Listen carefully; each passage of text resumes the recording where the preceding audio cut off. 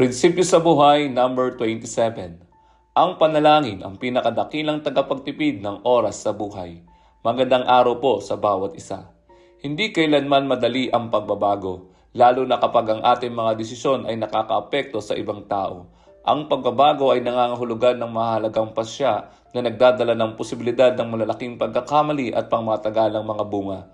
Kapag ginagawa natin ang mga pagpiling ito ng hindi hinihingi ang patnubay ng Panginoon, tayo ay patungo sa kapahamakan. Ngunit kapag nananalangin tayo sa Diyos, humihiling ng Kanyang paggabay at pinagkakatiwala ang ating sarili sa Kanyang kalooban, kumikilos siya sa kamangha-mga paraan upang tulungan tayo. Merong isang pastor na naalala ang panahong kinakailangan nilang humanap ng bagong lugar para sa ministeryong InTouch sa telebisyon at radyo. 4 na buwan bago sila kailangan lumipat, nakakita sila ng gusaling inakala nilang perpekto. Ang problema, nagkakahalaga ito ng $2.7 million. May ilang miyembro ng kanilang lupon at mga tagapangasiwa ang pabor sa lokasyon at presyo, kaya iminungkahi nilang mangutang upang mabili ang ari-arian. Ngunit ang iba naman ay tumutol sa presyo at sa ideya ng pag-utang. Isang Miyerkules ng hapon, nagtipon sila at matagal na tinalakay ang paglipat ngunit walang napagkasunduan. Para bang wala silang malinaw na direksyon. Alam nilang kailangan nila ang patnubay ng Diyos at hindi nila iyon makukuha sa simpleng pag-upo lamang sa mesa ng pagpupulong.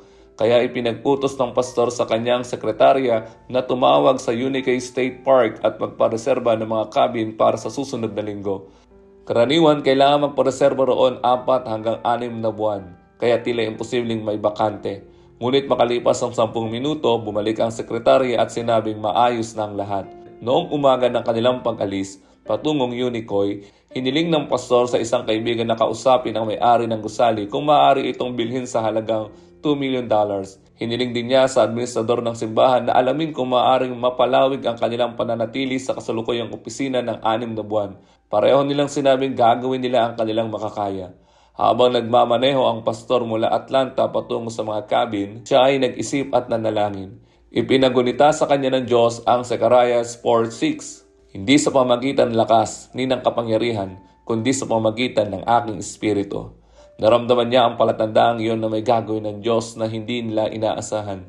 Kaya nanalangin siya na huwag sana nilang mapalampas ang anumang plano ng Panginoon. Sa loob ng 2 araw, halos wala silang ginawa kundi manalangin.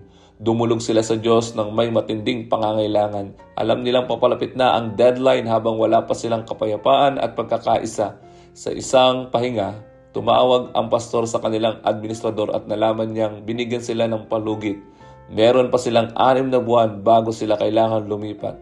Maya-maya, tumawag ang kanyang kaibigan at sinabing pumayag ang may-ari na ibenta sa kanila ang gusali sa halagang $2 million.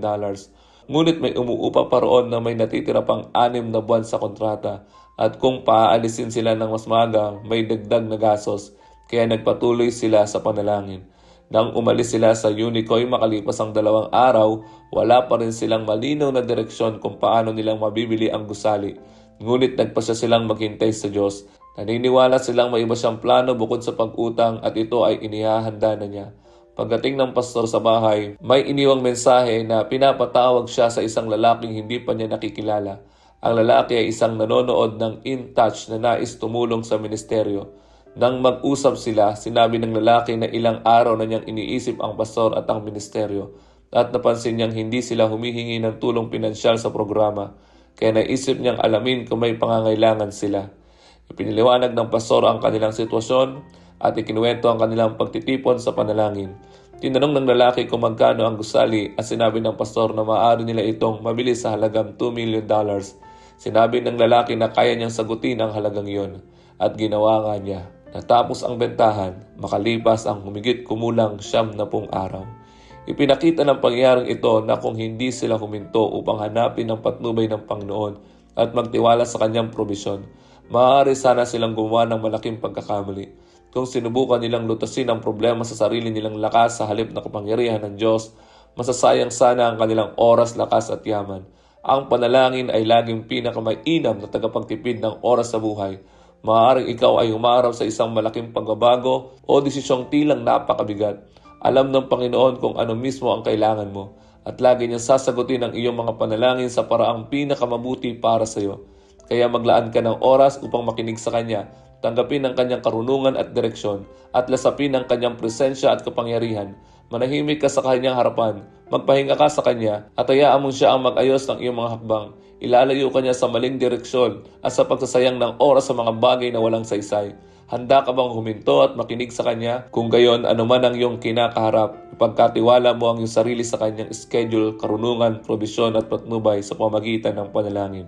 Matutuklasan mo ang oras na ginugugol mo kasama niya, ang pinakamainam na puhunan na magagawa mo araw-araw.